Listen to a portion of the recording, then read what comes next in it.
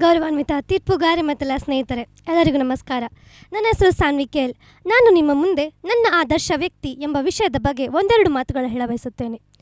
ನನ್ನ ಆದರ್ಶ ವ್ಯಕ್ತಿ ಎಂಬ ಭಾಷಣದ ವಿಷಯ ಸಿಕ್ಕಿದ ತಕ್ಷಣ ನನ್ನ ತಲೆಯಲ್ಲಿ ಒಂದು ಮಾತು ಹೊಳಿತದೆ, APJ ಅಬ್ದುಲ್ ಕಲಾಂ ಅವ್ರದ್ದು. ಕನಸು ಕಾಣುವುದಂದರೆ ರಾತ್ರಿಯಲ್ಲಿ ಕಾಣುವ ಕನಸಲ್ಲಂತೆ, ಬದಲಾಗಿ ಯಾವ ಕನಸು ನಮಗೆ ರಾತ್ರಿ ಇಡೀ ನಿದ್ದೆ ಮಾಡಲು ಬಿಡುವುದಿಲ್ಲವೋ ಅದೇ ನಿಜವಾದ ಕನಸು. ಈ ಮಾತನ್ನು ನಮ್ಮ APJ ಅಬ್ದುಲ್ ಕಲಾಂ ಅವರು ಹೇಳ್ತಾರೆ. ಅವರ ಸಾಧನೆ ಮತ್ತು ಅವರ ಸ್ಫೂರ್ತಿಯೇ ನನ್ನ ಜೀವನದ ದೊಡ್ಡ ಆದರ್ಶ. ಹಾಗಾಗಿ ಇವರೇ ನನ್ನ ಆದರ್ಶ ವ್ಯಕ್ತಿತ್ವ. ಬಾಲ್ಯದಿಂದಲೂ ನಾನು ಇವರ ಬಗ್ಗೆ ಹಲವಾರು ಕಥೆಗಳನ್ನು ಕೇಳಿದ್ದೇನೆ, ಹಲವಾರು ಪಾಠಗಳನ್ನು ಕಲ್ತಿದ್ದೇನೆ.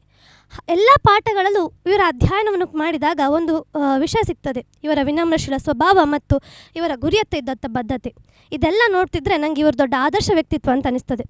ಇವರು ಹಲವಾರು ಸಂದರ್ಶನಕ್ಕೆ ಹೋಗ್ತಿದ್ರು. ಈಗ ಸಂದರ್ಶನಕ್ಕೆ ಹೋದಾಗ ಸಂದರ್ಶನಕ್ಕೆ ಅವರು ಪ್ರಶ್ನೆ ಕೇಳ್ತಾರಲ್ಲ, ಹಾಗೆ ಇವ್ರ ಹತ್ರ ಒಂದು ಪ್ರಶ್ನೆ ಕೇಳ್ತಾರೆ, why are you so optimistic? ನೀವು ಹೇಗೆ ಎಲ್ಲದರಲ್ಲೂ ಒಳ್ಳೆಯದನ್ನು ಕಾಣ್ತೀನಿ ಅಂತ. ಅದಕ್ಕೆ ಇವರ ಜೀವನದಲ್ಲಿ ನಡೆದಂಥ ಒಂದು ಘಟನೆ ಹೇಳ್ತಾರೆ. ಇವರು ಇಸ್ರೋದಲ್ಲಿ ಇದ್ದಾಗ ಅಂದಿನ ನಾಯಕರಾಗಿದ್ದಂಥ ಸತೀಶ್ ಧವನ್ ಇವರಿಗೆ ಒಂದು ಕರೆದು ಒಂದು ಕೆಲಸ ಹೇಳ್ತಾರಂತೆ. ನೋಡು APJ ಅಬ್ದುಲ್ ಕಲಾಂ ಅವರೇ, 7 ವರ್ಷಗಳಲ್ಲಿ ನೀನು ನನಗೆ ನಮ್ಮ ಭಾರತದ ಕಡೆಯಿಂದ ನಮ್ಮ ಭೂಮಿಯ ಕಕ್ಷೆಗೆ ಒಂದು ಉಪಗ್ರಹ ಕಳಿಸ್ಬೇಕು. ನಿನಗೆ ಬೇಕಾದಂಥ ಜನಬಲ, ದುಡ್ಡು ಎಲ್ಲ ನಾನು ನೀಡ್ತೇನೆ, ಆದರೆ ನೀನು ಕೆಲಸ ಮಾಡಿಕೊಡ್ಬೇಕು ಅಂತ. ಆಗ APJ ಅಬ್ದುಲ್ ಕಲಾಂ ಅವರ ಕೆಳಗೆ ಹಲವಾರು ಅನುಭವವುಳ್ಳ ತಜ್ಞರು ಕೆಲಸ ಮಾಡ್ತಿದ್ರಂತೆ. ಅವ್ರಿಗೆ ಅನಿಸ್ತಿತ್ತಂತೆ, ನಾನು ಇದನ್ನು ಮಾಡ್ಬೋದಾ ಅಂತ. ಆಗ ಸತೀಶ್ ಧವನ್ ಇವರಿಗೆ ಒಂದು ಸಲಹೆ ನೀಡ್ತಾರಂತೆ, ಯಾವುದೇ ಕೆಲಸ ಮಾಡ್ತಿದ್ರು ಅಲ್ಲಿ ಸಮಸ್ಯೆ ಬಂದೇ ಬರ್ತದೆ.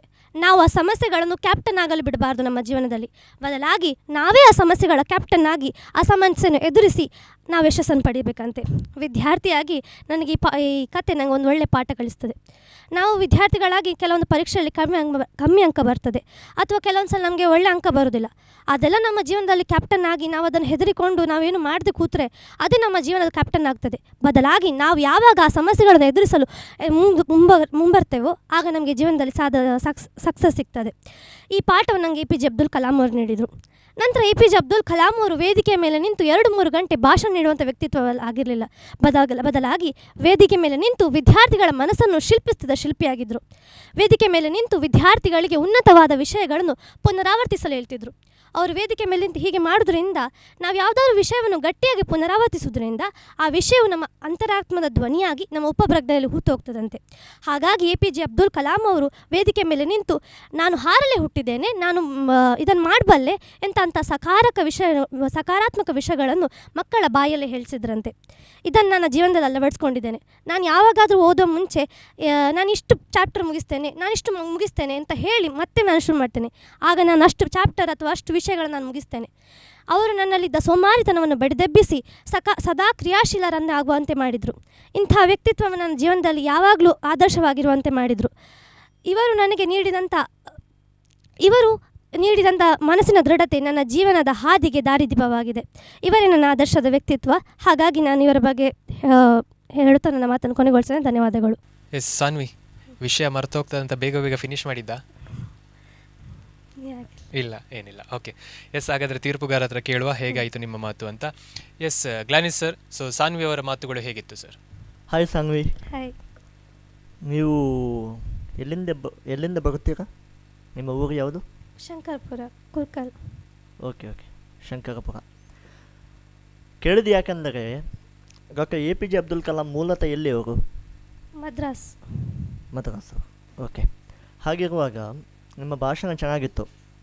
ನಿಮ್ಮ ಧ್ವನಿ ಕೇಳಿದಾಗ ಈ ಬೆಳಿಗ್ಗೆ ರೇಡಿಯೋದಲ್ಲಿ ವಾರ್ತೆ ಕೇಳಿದಾಗ ಆಗ್ತಾಯಿತ್ತು. ಅದು 7:35 7:35 ರಾಷ್ಟ್ರೀಯ ವಾರ್ತೆ ಬೆಂಗಳೂರು ಕೇಂದ್ರದಿಂದ ಪ್ರಸಾರ ಆಗ್ತದೆ.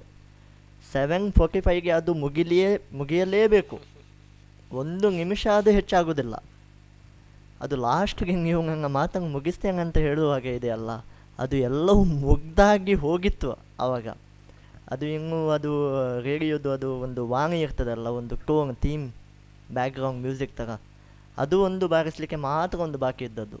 ಮತ್ತು ಎಲ್ಲವೂ ಒಂದು ರೇಡಿಯೋದಲ್ಲಿ ಕೇಳಿದಾಗೇ ಆಯಿತು ನನಗೆ. ಯಾಕೆಂದರೆ ನಿಮ್ಮ ಧ್ವನಿಯಲ್ಲಿ ಆ ಕಲೆ ಇದೆ, ನಿಮ್ಮಲ್ಲಿ ಪ್ರತಿಭೆ ಇದೆ. ಓಕೆ, ನಾನು ಒಂದು ನಿಮಗೆ ಪ್ರಶ್ನೆ ಕೇಳಲಿಕ್ಕೆ ಬಯಸ್ತೇನೆ. APJ ಅಬ್ದುಲ್ ಕಲಾಂ ಅವರ ಪೂರ್ಣ ಹೆಸರೇನು? ಅವುಲ್ ಫಕೀರ್ ಜೈನುಲಾಬ್ದೀನ್ ಅಬ್ದುಲ್ ಕಲಾಂ. ಓಕೆ, ಅವುಲ್ ಫಕೀರ್ ಜೈನುಲಾಬ್ದೀನ್ ಅಬ್ದುಲ್ ಕಲಾಂ ಅವರು ನಮ್ಮ ದೇಶದ ಏನಾಗಿದ್ದರು? ಪ್ರೆಸಿಡೆಂಟ್ ಆಗಿದ್ದರು. ಪ್ರೆಸಿಡೆಂಟ್ ಆಗಿದ್ದರು. ನಿಮ್ಮ ಸ್ಪೀಚಲ್ಲಿ ಅದು ಇತ್ತಾ ಪ್ರೆಸಿಡೆಂಟ್ ಆಗಿರೋದಂಥದ್ದು? ಅವರು ಮೂಲತಃ ರಾಜಕಾರಣಿ ಅಂತೂ ಅಲ್ವೇ ಅಲ್ಲ. ಓಕೆ, ಯಾವ ಪಾರ್ಟಿಗಳಲ್ಲೂ ಅವರು ಇರಲಿಲ್ಲ. ಅವರ ಸಾಧನೆಯನ್ನು ನೋಡಿ ಅವರಿಗೆ ರಾಷ್ಟ್ರಪತಿಯನ್ನಾಗಿ ಮಾಡಿಸಿದರು. ಮತ್ತು ಅವರು ಎಲ್ಲ ವಿದ್ಯಾರ್ಥಿಗಳಿಗೆ ಒಂದು ಸ್ಫೂರ್ತಿದಾಯಕ ರಾಷ್ಟ್ರಪತಿಗಳು. ಎಷ್ಟು ಮೋಟಿವೇಶನ್ ಕೊಡ್ತಾ ಇದ್ದಾರಂದರೆ, ನಾವು ಮುಂಚೆ ಟಿ ವಿಯಲ್ಲಿ ನೋಡುವಾಗ APJ ಅಬ್ದುಲ್ ಕಲಾಂ ನೋಡಿದರೆ ದೇವರೇ ಅವರು. ಪಠ್ಯಪುಸ್ತಕದಲ್ಲಿ ಇದ್ದರು, ಟಿ ವಿಯಲ್ಲಿ ಬರ್ತಾಯಿದ್ರು, ಎಲ್ಲ ಕಡೆಯೂ ಓಕೆ APJ ಅಬ್ದುಲ್ ಕಲಾಂ ಇದ್ದೇ ಇರುತ್ತಾರೆ. ಅವರು ಈಗ ನಮ್ಮ ಜೊತೆ ಇಲ್ಲ, ಆದರೆ ಅವರ ಕೊಡುಗೆಗಳು, ಅವರ ಸಾಧನೆಗಳು ಸದಾ ನಮ್ಮಲ್ಲಿ ಇರುತ್ತವೆ. ಹಾಗಿರುವಾಗ ನಿಮ್ಮ ಭಾಷಣದಲ್ಲಿ ಹೆಚ್ಚೇನು ನನಗೆ ಕಮೆಂಟ್ ಕೊಡುವಂಥದ್ದು ನನಗಂತೂ ಕಂಡು ಬಂದಿಲ್ಲ. ಒಂದಂತ ಹೇಳಿದರೆ ಇದೊಂದು ಪ್ರೋಸೆಸ್, ತುಂಬ ವೇಗವಾಗಿ ಮುಗಿಸ್ತೇನೆ ಅಂತ ನೀವು ರಶ್ ಮಾಡಬೇಡಿ. ಓಕೆ, ನಿಮ್ಮ ಡೆಸ್ಟಿನೇಷನ್ ಮತ್ತು ಸ್ಟಾಪ್ ನಿಮಗೆ ಇದೆ, ನಿಮ್ಗೆ ಗೊತ್ತಿದೆ, ನೀವು ಸಿದ್ಧತೆಯನ್ನು ಮಾಡಿದ್ದೀರಿ. ಅದನ್ನು ಬಿಟ್ಟು ನಾನು ಈಗ ಬೇಗ ತಲುಪ್ತೇನೆ ಅಂತ ಒಂದು ಹೃದಯದಲ್ಲಿ ಇದ್ದೇ ಇರ್ತದೆ ಅಲ್ವಾ. ಒಂದು ಮುಗಿಸ್ತೇನಪ್ಪ ಈ ಭಾಷಣ, ಮತ್ತೆ ಅದು ಎಷ್ಟು ಬೆವರಾದರೂ ಬರಲಿ, ಕಣ್ಣೀರಾದರೂ ಬರಲಿ. ಓಕೆ, ನಿಮಗೆ ಶುಭವನ್ನು ಹಾರೈಸ್ತೇನೆ. ಏನಾಗ್ತದೆ ಗೊತ್ತಿಲ್ಲ, ಫಲಿತಾಂಶವನ್ನು ಕೊಡುವವರು ಯಾರು? ನಾವು ಮೂವರಲ್ಲಿ ಯಾರು?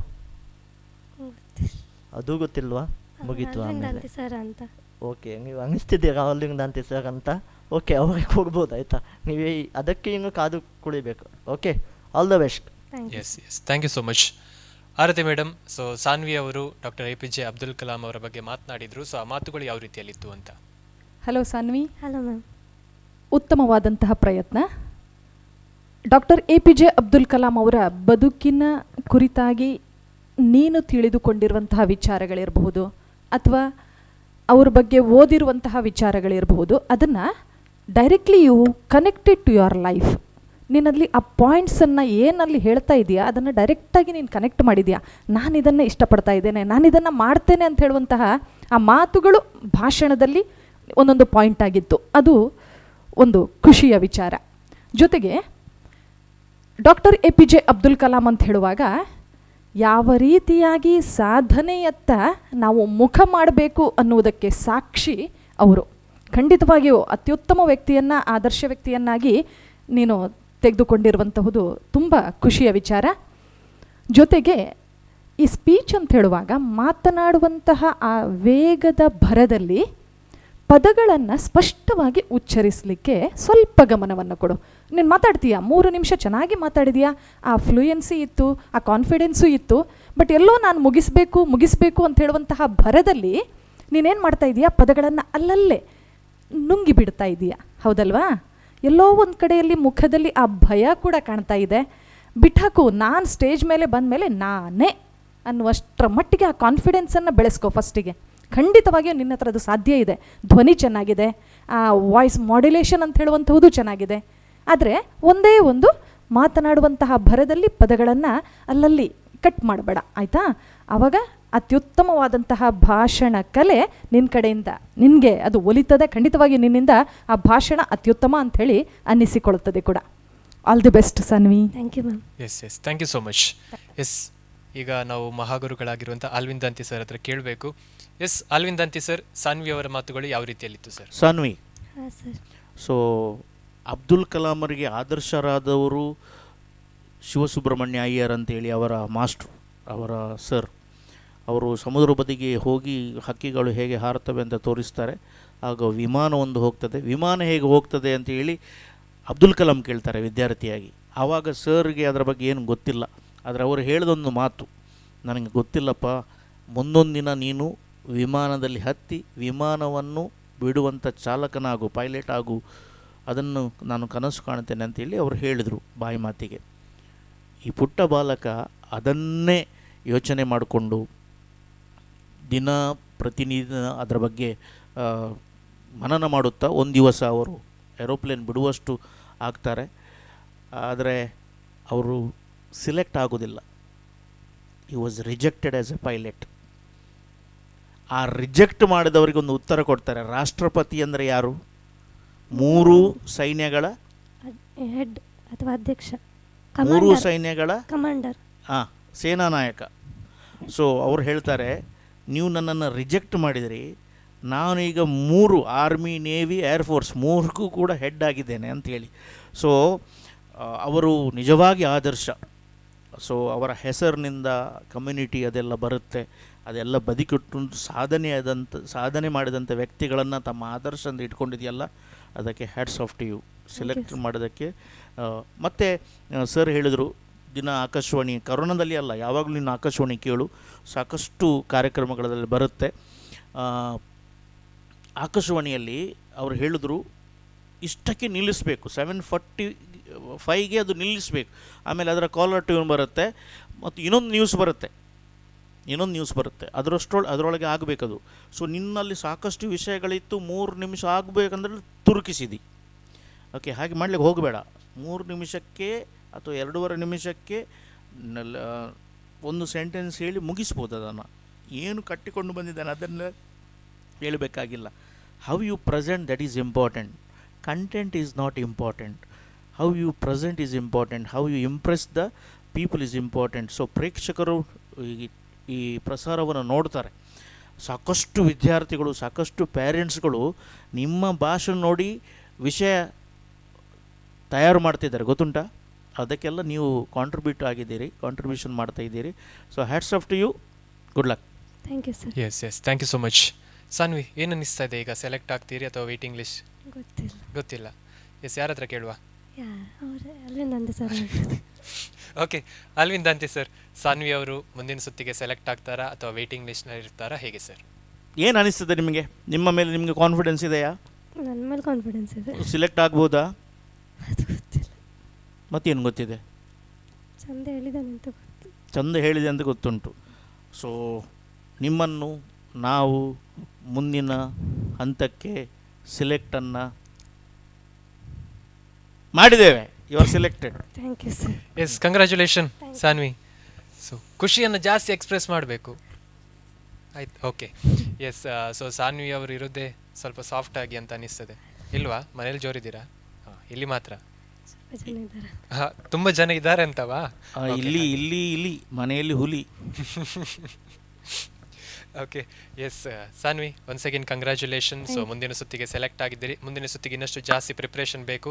ಸೊ ಅಲ್ಲಿಂದಂತೆ ಸರ್ ಹೇಳಿದಾಗ ಎಲ್ಲ ವಿಷಯಗಳನ್ನು ಒಂದರ ಒಳಗೆ ಹಾಕೋದು ಬಿಟ್ಟು, ಸೊ ಸಮಯದಲ್ಲಿ ಏನೆಲ್ಲ ವಿಷಯ ಪ್ರಸ್ತುತಿಪಡಿಸ್ಲಿಕ್ಕೆ ಆಗ್ತದೆ ಅದನ್ನು ಪ್ರಸ್ತುತಪಡಿಸಬೇಕು.